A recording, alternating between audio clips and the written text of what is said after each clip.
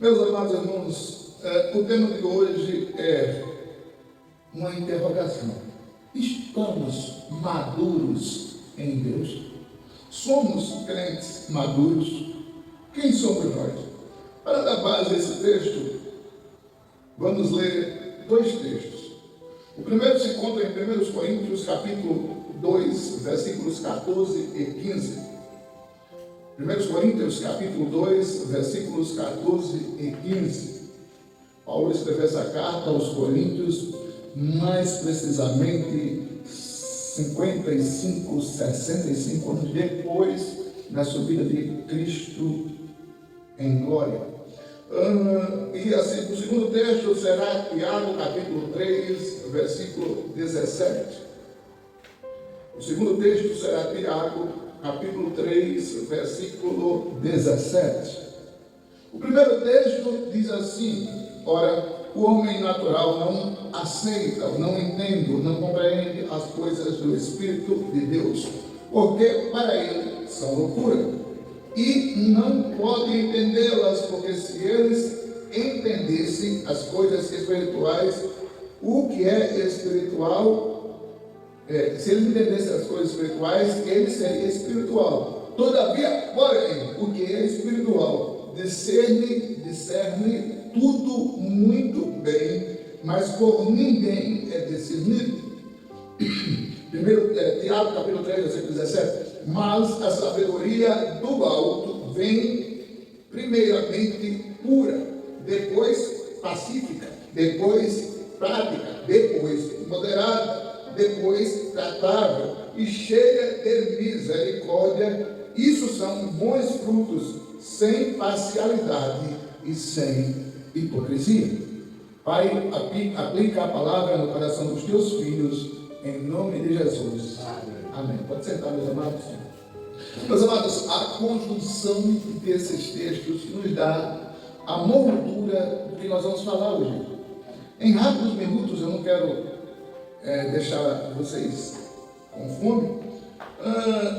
Eu queria refletir, eu tenho tanta coisa para falar, mas vou ser sucinto. Vamos aplicar, irmã Maria. Irmã Maria até que parece estar menor hoje do que os outros dias. Vamos aplicar o texto de forma mais simplificada. O primeiro, vamos traduzir ele de forma pontual. Ora, todavia, porém, no entanto, é a mesma coisa. O homem natural, o homem que só tem a visão humana, o homem natural não aceita as coisas do Espírito de Deus. E o que não é natural, no meu entendimento, no entendimento teológico, é o homem espiritual perder a linha com as pessoas que são naturais. Porque o natural, no sentido literal do texto, na realidade tem um sentido duplo. Quando Paulo escreve aos irmãos de Corinto, aí os irmãos de Corinto estavam divididos em dois grupos. Mas o grupo das pessoas que pensavam na igreja como uma instituição para a comunidade, ser uma instituição beneficente apenas, aqueles que pensavam que a igreja era uma instituição como se fosse um Ministério da Educação, um Ministério da Cultura, um Ministério da Saúde, aqueles que pensavam que a igreja era uma instituição particular, aqueles que pensavam que a igreja tinha que ter cada dia mais patrimônio, aqueles que pensavam que a igreja tinha que ser financeiramente cada vez mais rica, eram os irmãos naturais.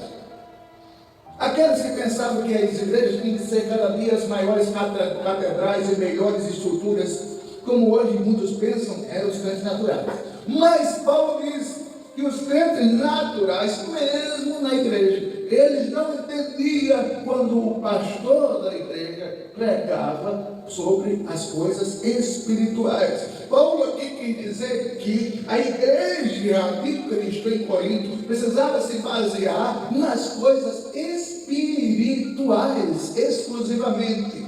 colocar um pouco de lado a questão material, a igreja como instituição, e colocar como foco a igreja espiritual, a igreja comunhão, a igreja sintonizada com o céu, a igreja ligada, interligada entre o céu, a terra, os irmãos, e com isso entender as coisas do Espírito. Então, vamos lá. Você vai entender de forma mais clara, se por acaso não entendeu. Porque, para os naturais, pensar nas coisas do Espírito é coisa maluca. Os crentes naturais, tá, são aqueles que param assim e perguntam: peraí, estão dizendo que Jesus vem há mais de 2000 anos, até agora ele não chegou. Será que ele vem mesmo? Esses são naturais. Os crentes naturais são aqueles que dizem assim: eu não gosto daquela igreja porque, afinal de contas, as poltronas dela não são acolchoadas, são poltronas difíceis de a gente se sentir confortáveis. Os crentes que não são carnais são aqueles que olham para uma igreja como prédio, como estrutura física e não como membro do corpo de Cristo. O texto continua dizendo: mas o crente espiritual entende tudo. A vantagem de ser espiritual já está aí. Ele tanto enxerga as coisas naturais, o crente espiritual, aqueles que enxergam pelo Espírito, aqueles que têm a visão ampla, aqueles que olham pelo para-brisa e não pelo retrovisor. Eles tanto enxergam as coisas espirituais e nelas eles são focados, quanto enxergam as coisas materiais e deles e delas eles se afastam. Eu não estou dizendo aqui que a igreja como pessoa, ou eu e você, é para abandonar a igreja como patrimônio, como prédio. Não, eu estou dizendo que isso não é o foco principal da igreja.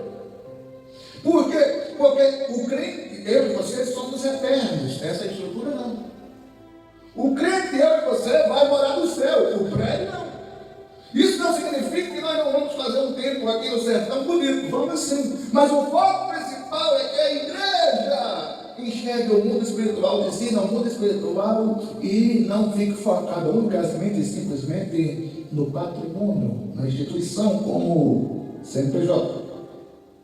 Mas, meus amados, talvez você não entenda isso, mas eu fiz parte de uma igreja onde, quando os irmãos se reuniam, ele dizia: nós temos o melhor prédio do município, nós temos o prédio mais espaçoso do município, nós temos o prédio mais antigo do município, nós temos o prédio maior do município. Afinal de contas, pode sair todo mundo, a gente não pode perder esse prédio.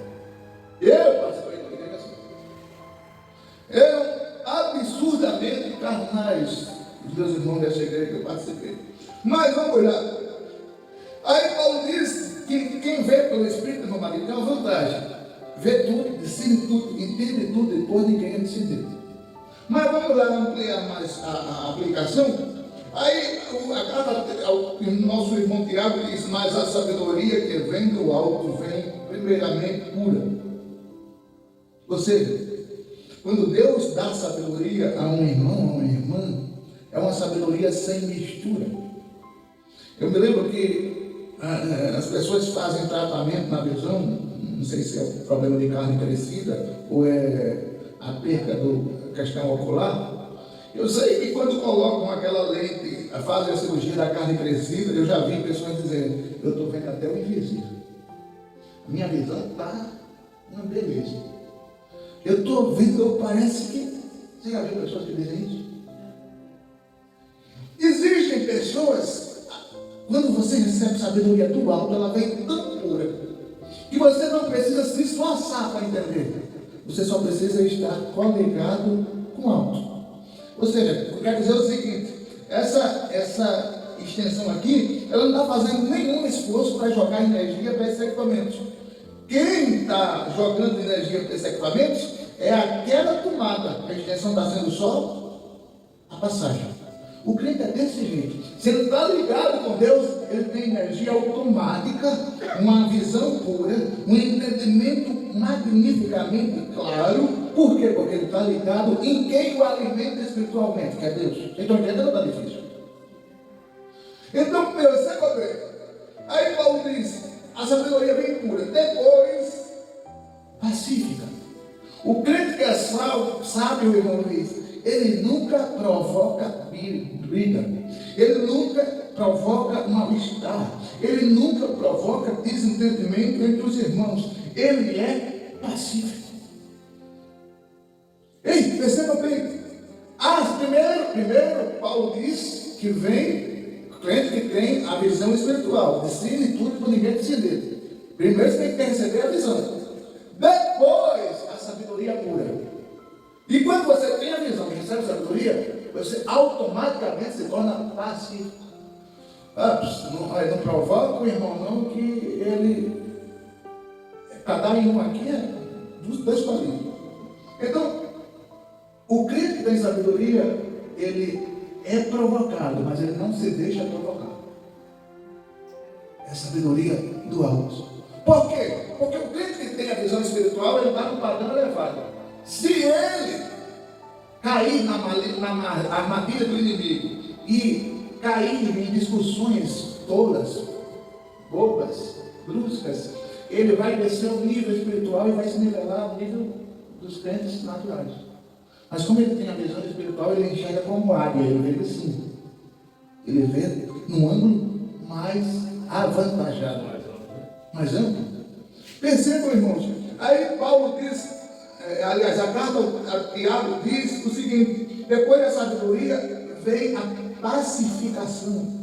Depois da pacificação, a moderalidade. O que é isso? Moderalidade. Mais significadamente, moderalidade é a capacidade de não se irritar.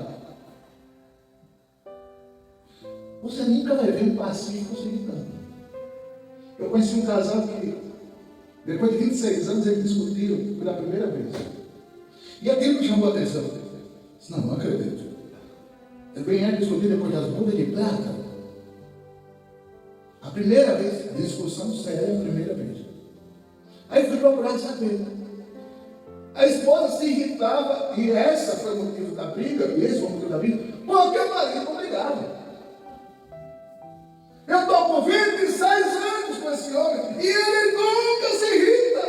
Meu Deus, esse é o problema. Aí, eu faço de tudo para ele brigar, mas ele é pacífico demais. Entenda? Não confunda ser bobo, no popular do nordestino, ser trouxa com ser passivo, com ser paciente, com ter sabedoria pura.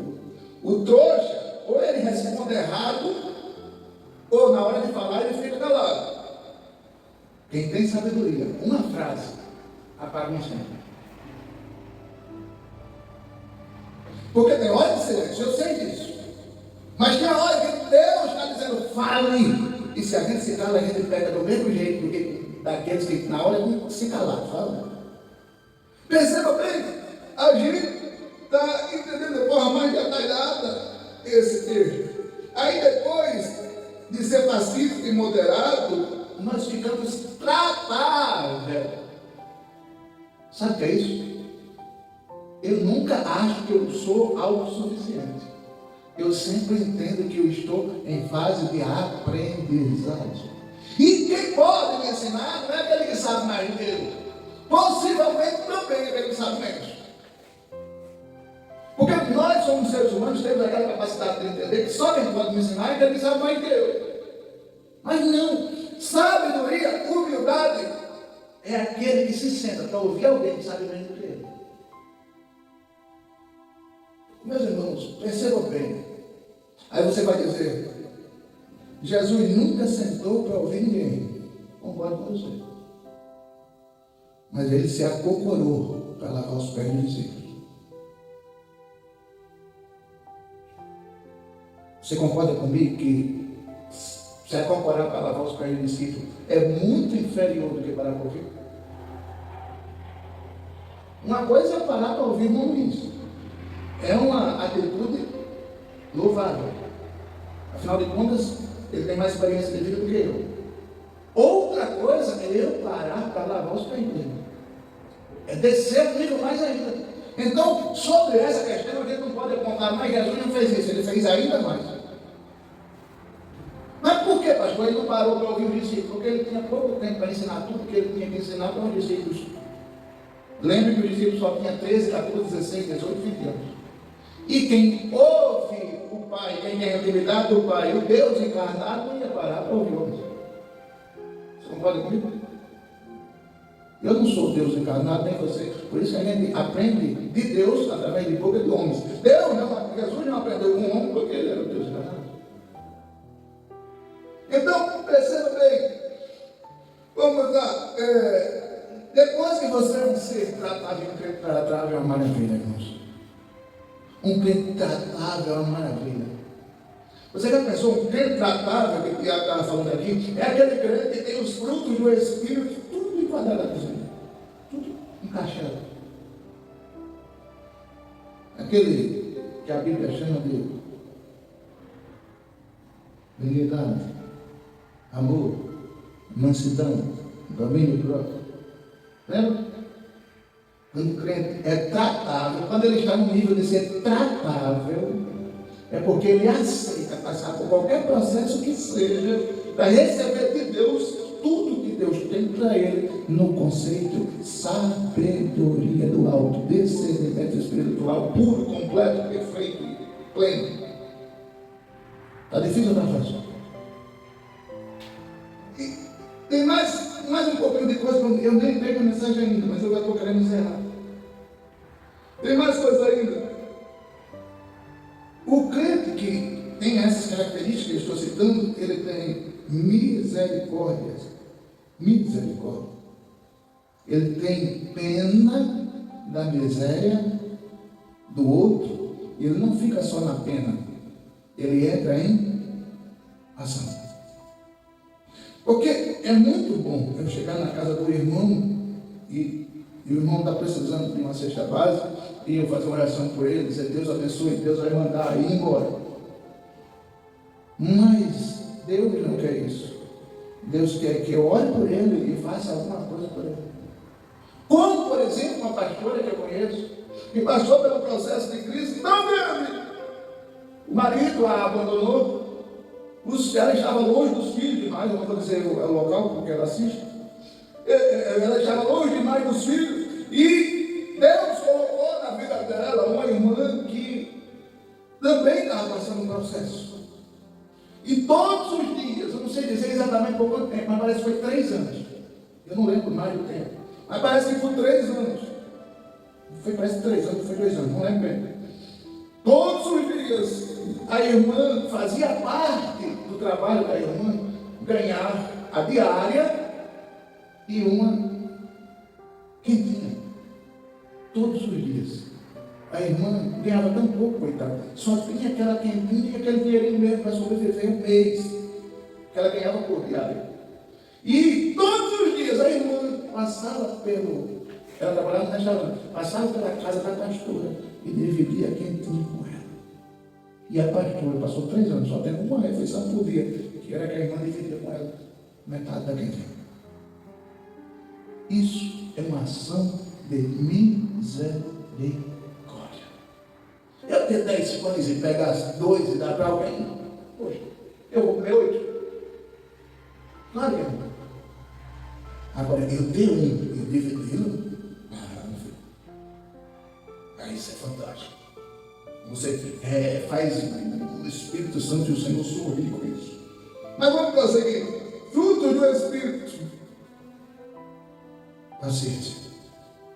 Vocês não percebem que a carta diz que depois que você recebe a visão espiritual e discerne, e quando ninguém é decidido, aí Tiago vem completar a carta aos Coríntios, dizendo que você recebe, quando você recebe a visão espiritual e discerne tudo quando ninguém é discernido, não lembro não, pastor, vou lembrar a você. A sabedoria pura, depois pacífica, depois moderada, depois tratável, depois cheia de misericórdia, depois cheia de paciência. Juntando isso tudo, faz uma vitamina que se o crente toma, Jesus pode arrebatar ele e ele está pronto. Outra coisa que o crente cheio do Espírito Santo não tem parcialidade. imparcialidade?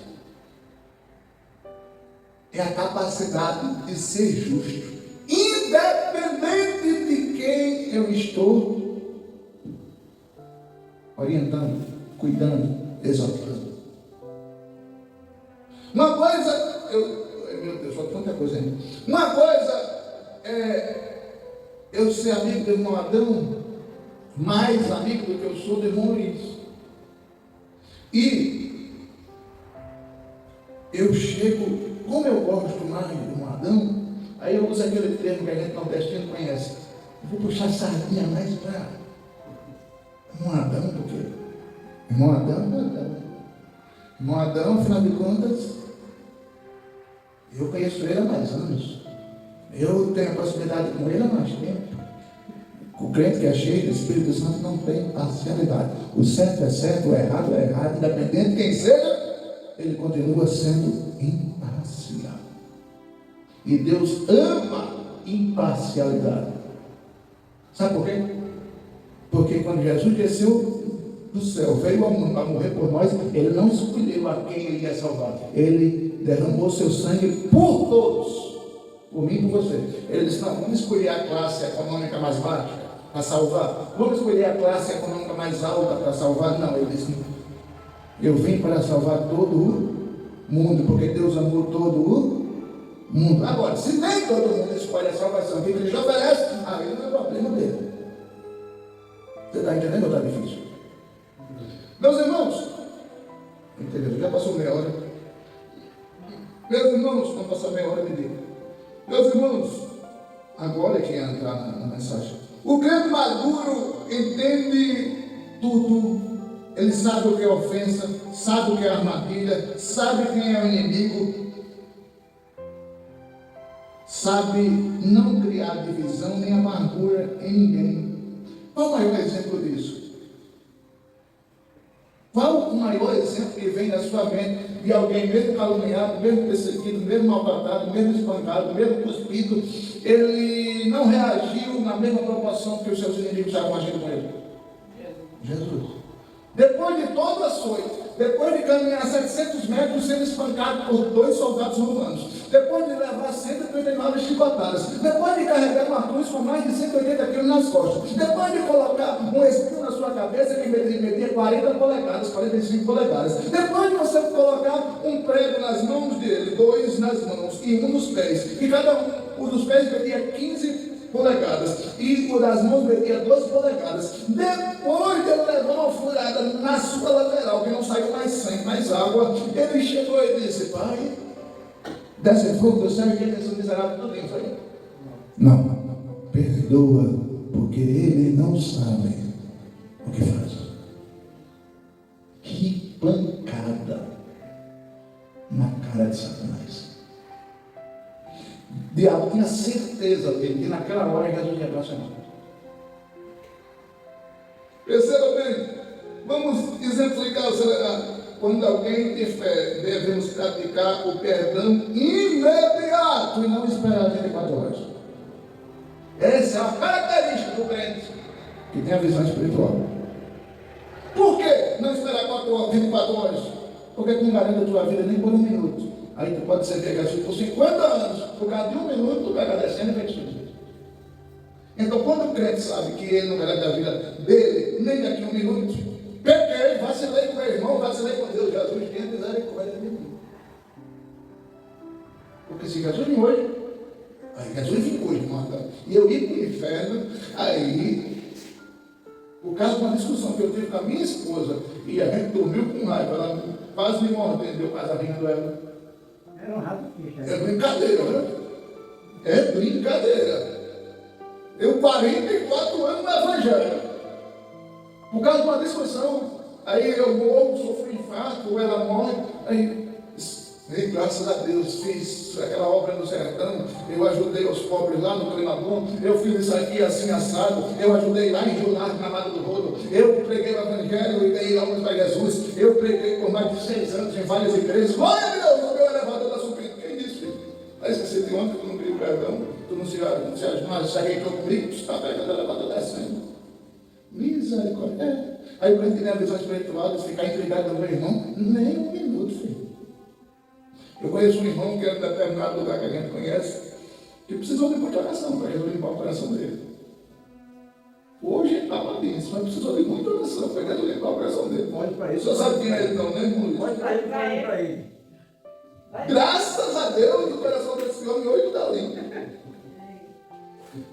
Mas, meus irmãos, o crente com visão espiritual enxerga assim. Vamos parar, né? Falando demais. Quando nós nos aproximamos e temos visão espiritual, menos ansiosos ficamos.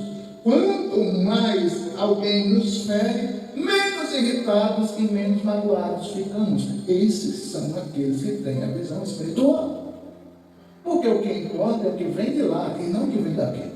O que importa é o que Deus diz, e não o que eu escuto daqueles que por acaso, por algum motivo, não gostam de mim. O que vale para mim é a minha conexão com o céu, o meu caminho para o céu está limpo, puro, perfeito. O que vale para mim é a minha visão espiritual, enxergar como eu estou enxergando. E quem não enxerga, quem não vê, quem provoca, quem quer me ver irritado, irado, eu estou tratável e tratado. Não vou me incomodar com essas coisas baixas, pequenas, medíocres, insignificantes.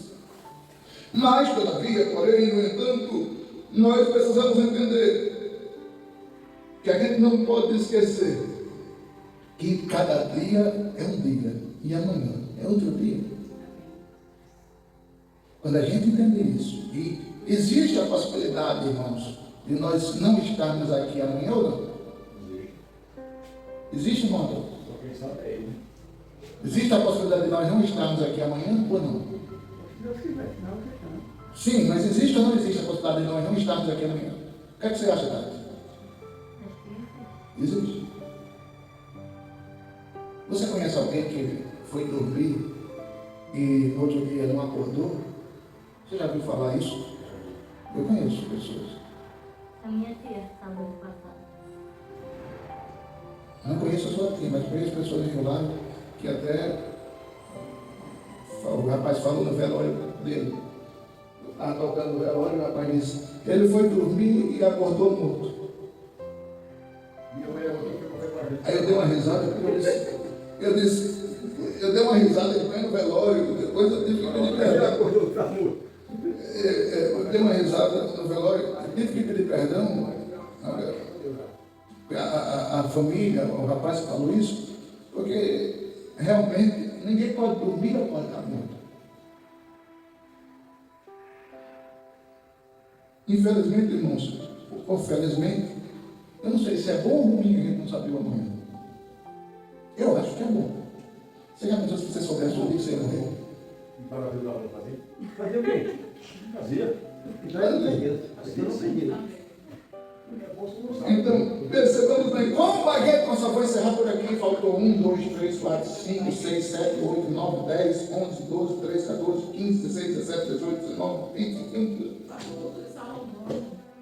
Então, meus amados, percebam bem, como a gente não sabe amanhã, como a gente não sabe, por que nós deixamos tanto para amanhã que a gente pode fazer hoje?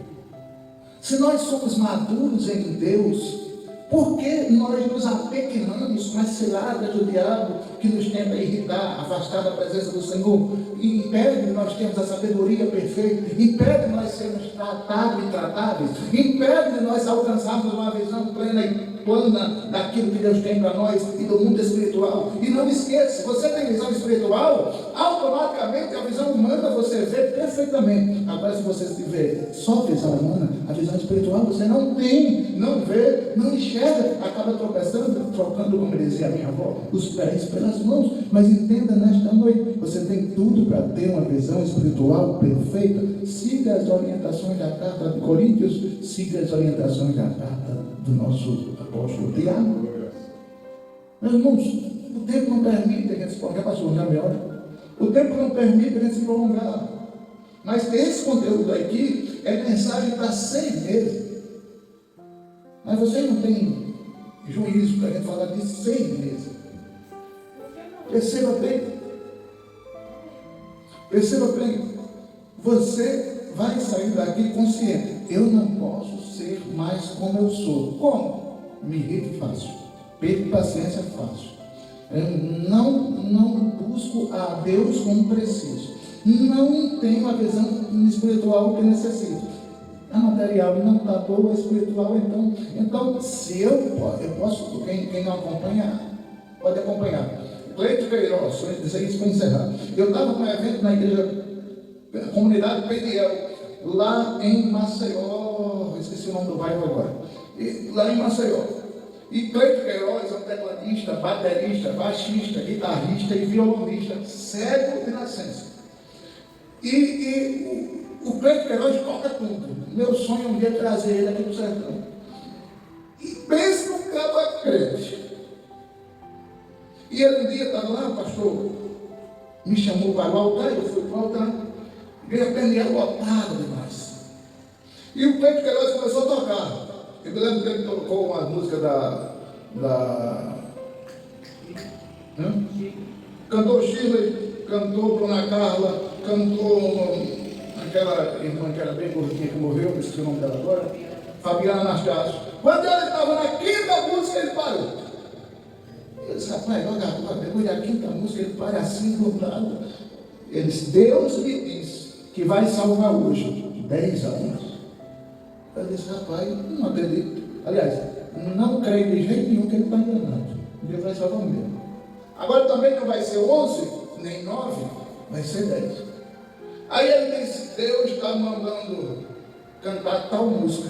E depois que eu terminar essa música, tem vindo aqui para frente 3. Camarada sério. E ele começou a tocar lá e eu estou indo nele. Rapaz, eu sei que o camarada tem integridade com Deus, mas desse jeito. Vamos lá. Aí quando a primeira se levantou lá, na penúltima fileira, ele deu um grito de cá. O Espírito Santo me informa que já está vindo a primeira. Eu disse, não é possível não. Alguém disse esse nome. Não é que eu não acredito. É porque foi muito automático. Quando o homem se levantou lá, ele disse de cá. O Espírito Santo me informa que está vindo a primeira. Aí eu fiquei de olho nele. Quando ele cantou, a primeira estrofe do hino, cantou o coro, se levantou com 5 minutos, chorando. Aí eu olhei para ele, alguém vai dizer para ele, não é possível. Aí ele disse, a segunda vez chorando, vamos continuar adorando ao Senhor Jesus. Aí eu já comecei a chorar, disse, rapaz, esse homem veio para aquilo, não é possível. Aí ele terminou a última estrofe, quando ele terminou a última estrofe do hino, aí veio a terceira. Ele já chegou aqui a terceira, vamos louvar mais uma vez, quer adorar Jesus? Vamos louvar Jesus. Aí ele cantou o hino da Fabiana Nascimento, que Jesus, eu queria lembrar tanto que ele não agora. Mas eu não lembro, naquele grupo vivendo chamado canto. Adorarei. Sim. Adorarei, Senhor, mais uma vez, te adorarei, fui chamado para adorar, então adorarei. Aí começou a cantar, veio a quarta. Ele disse, veio a quarta. Aí veio a quinta, veio a sexta, quando veio a sétima, ele disse, está chegando a 7ª vida para Jesus agora. Eu disse, não é possível, rapaz. Ele era certo, ele não disse nem a quinta, não disse nem a sexta. Eu disse, isso atrapalhou. O Espírito Santo não revelou. Quando chegou a sétima, ele disse, está chegando a 7ª vida para Jesus agora, rapaz. Aí ele começava a chorar de cá, e eu chorava de lá, e a igreja começava a chorar. E daqui a pouco o Espírito Santo começou a se mover. Aí, quando ele viu, ele certamente estava vendo, não é possível agora aqui. Quando eu digo ele viu pelos olhos espirituais. Quando ele viu pelos olhos espirituais, chegar a 9ª pessoa, ele disse, só falta uma para eu terminar de cantar. Só falta uma, e você vem, e você vem, e você vem. Aí a pessoa não veio. E aí ele parou de tocar e disse, você está dizendo, será que sou eu? E eu vou dizer que é você. Sabe o que aconteceu hoje? Você discutiu com a sua esposa, era 4h35 da tarde, e você disse, eu ia para Peniel, mas não vou mais. E você não sabe como você veio aqui. A sua esposa está em casa, de joelho, orando para você aceitar Jesus. Então, deixa de conversa, rapaz. Venha logo, agora! O camarada saiu da última fila, correndo, desesperado, se jogou no ponto. Ele disse, agora vem para adorar e eu vou encerrar. Cleito Queiroz, eu conheço pessoalmente, tirei foto com ele, toquei para ele, adorei a Jesus com ele já algumas vezes. Aí eu digo, um homem desse sente falta da visão física? Sente não. Não sente. É um dos seres mais felizes que eu conheço. Porque que pode não ter visão física, mas espiritual não tem de sobra. Pode botar na frente, que você vai ver. Não se preocupemos nós com a visão espiritual. Ela fala mais, mas muito mais do que a física. Quando o Senhor orar, eu quero pedir oração pela minha tia, que está com 38 de agosto, e desapareceu o filho dela. E ontem encontraram ele morto. Aí veio fazer o DNA e constava que era ele. Ela está muito abalada. Imagina. Ela pensava que ainda ia encontrar o filho dela vivo. Encontraram só o filho. Eu primeiro fizeram o DNA, veio o pai, fez o DNA e constava que era filho. Vamos orar para Jesus confortar. Eles são convertidos a Jesus? Não. Vamos orar para Deus salvar e confortar. Amém? Os irmãos estão arrependidos da vida hoje, diz amém.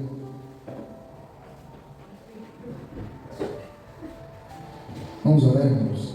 Pai, a irmã Maria fez um pedido pela sua tia, que perdeu um filho, Senhor.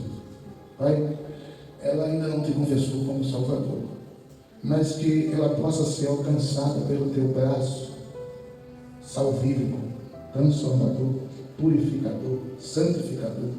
Pai, que ela possa entender que há uma vida eterna com Cristo e sem Cristo. Pai, que haja consolo em seu coração, que só o Senhor pode dar.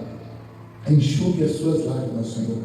Pai, eu te louvo pelos irmãos que deixaram a sua cama, a sua TV, a sua internet e vieram te adorar. Traz eles amanhã novamente, Senhor, às 15 horas e 30 minutos, para juntos aqui adorarmos a Jesus em um culto tremendamente abençoado. Pai, te louvamos pela nossa irmã Leite. Traz ela mais vezes, Senhor, que ela não demore tanto a vir estar conosco.